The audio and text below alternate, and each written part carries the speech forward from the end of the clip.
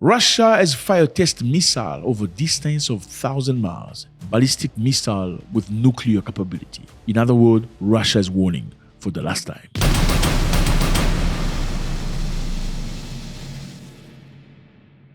What's up, everybody? I hope you're doing good. It's a beautiful day. Thank you very much for stopping by. We are in Russia, okay? And we're going to look into this because it's important to us. We need to know where we're going. We need this because we need our perspective. There is the Western perspective. They tell their side of the story. The Russians tell their side of the story. But who's telling the truth? Well, everybody's going to throw in their propaganda. Now, we as independent, we actually don't give a continental about these ones or that one. We want to know what's good for us. So we need our own perspective. And that's why you're here. That's why we came to play. Russia has launched a test that's emphatic. They've shot the RS-24 Yars intercontinental ballistic missile. This is a nuclear capable missile for the very last time. They've shot not only one, but 3 times, 3 different missiles from 3 different spots, from the ground, from the air, and from the seas. And they've shot all in one direction, toward America, on the eastern side of Russia. Russia is a big country, looks like a continent, but they were trying to send a very clear message. We are capable of reaching the United States of America anytime. Once more, we're going to find out very quickly. Everything began when Russia had captured Selidov. Selidov is a town in the eastern side of Ukraine. The Russians have been fighting very hard on that side against the Ukrainians who are fighting for their lands, if you prefer. However, the Russians have taken the land, Selidov. We've taken the settlement of Selidoye. Hurrah, hurrah, hurrah. And Selidov is important. Selidov is important because it's only 18 kilometers away from Pskov. 18 kilometers, about 10 miles. Not very far. Pskov is a very important town for Ukraine because it's key to coal mine and it's still operating in spite of the war. And the coal mine is very important for the steel market of Ukraine. Ukraine Steel Market Union say this month potential closure of Pskov mine could be very detrimental to Ukraine. Pskov is the only domestic source of coking coal essential to steel making. This could stop the steel production.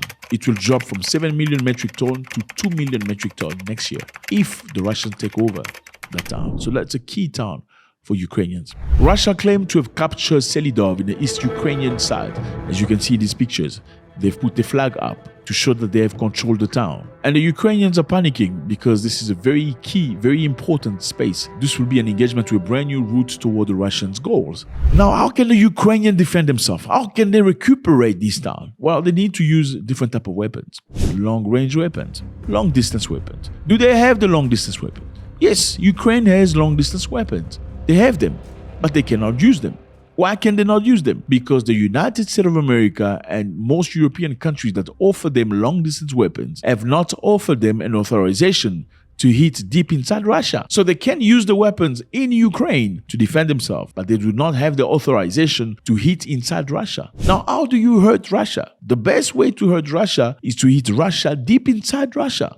Hit military sites, reinforcement plant, missile and weapon industry, hit radars, and that's how you cripple a country militarily. However, Ukraine is not able to do so because the Western nations have not authorized Ukraine to do so. Why haven't the Western nation authorized Ukraine to do so? Because Russia told them, if you authorize Ukraine to use your weapons to hit inside Russia, that means you are directly involved in this war. Режиму наносить удары по России этим оружием или не разрешить. Речь идет о том, чтобы принять решение о том, что страны НАТО напрямую участвуют в войне. In other words, if I'm fighting somebody and you have a knife and you give him a knife while we're fighting and he hit me with a knife and hurt me, am I going to look at you and say you're still neutral? No, you're clearly an enemy to me, and I'm going to destroy you with the hardest punch I possibly have. That's exactly how Russia feels. Now, the United States could change when it comes to allowing Ukraine to use long-range missiles. How? The US released a statement saying the US will not impose new limits on Ukraine's use of American weapons if North Korea joins Russia's war, the Pentagon said on Monday. NATO said the North Korean military units have been deployed in Kursk region in Russia. We believe that the DPRK has sent approximately 10,000 soldiers in total to train in eastern Russia, and that these troops will probably augment Russian forces near Ukraine over the next several weeks. A portion of those soldiers have already moved closer to Ukraine towards Russia's Kursk Oblast near the border with Ukraine, approximately a couple thousand. with a smaller number already present in the Kursk region. Well, a few days ago, I think we talked about this. South Korean intelligence services came up with the knowledge and intelligence, finding that North Korea had sent military to Russia. And about 12,000 soldiers from North Korea are going to fight for Russia in Ukraine. And about 2,000 or 3,000 are currently stationed in Russia getting training before they go to war. Let me remind you here that North Korea is about the biggest army in the world, active army we're talking about 1.3 million soldiers ready for war. Okay, these are not reservists. And because Russia and North Korea have developed a very interesting relationship lately. Obviously, you can understand because North Korea is always put to the side. Nobody talks to them. Nobody likes them, because they've kept the culture. They've kept their own way. I mean, it's a crazy world, but nobody likes North Korea. Nobody likes Russia also right now. And as it goes naturally, when you get two people that not very liked very much, but everybody else, they tend to become friends. And that's exactly what has happened. If you make enemies with many people, they end up becoming friends against you. Your enemies together. That's exactly what's happening between Russia and North Korea.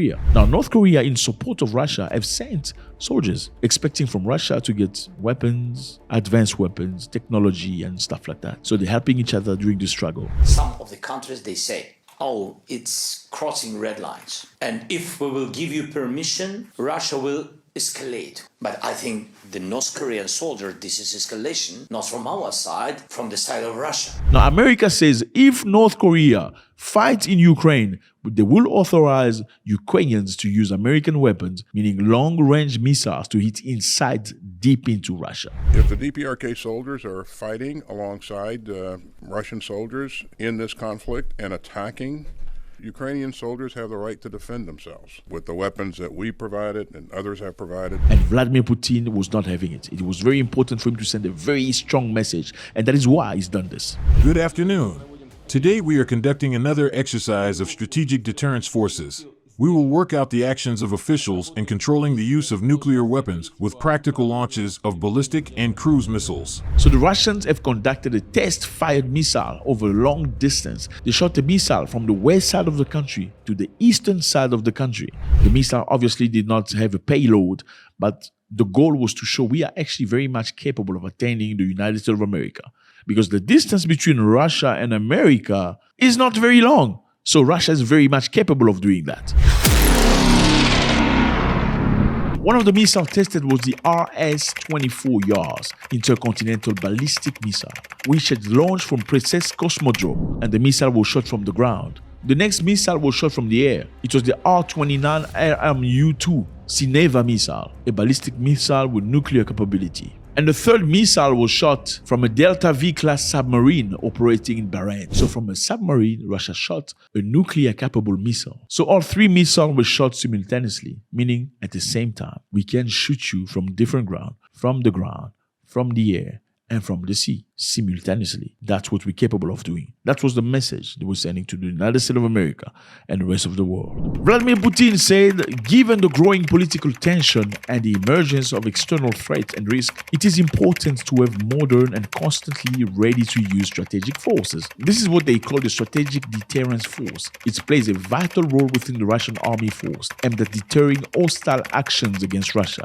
and its allies. This force is equipped to respond effectively to any aggression, utilizing various weapon systems, including nuclear arms. So if any missile comes from the west and hits Russia from a long distance, it's nuclear war. Let me know how you feel about this, fellas. It's always a great pleasure. I mean, we are Africans just looking because we have no strength, and it's very sad. In order for you to be relevant in this world, you need to be able to, you must have muscles. You have no muscles, you're nobody. That's what it is. And Africans are just busy eating and making babies. That's another subject. Let's talk about that next time. God bless.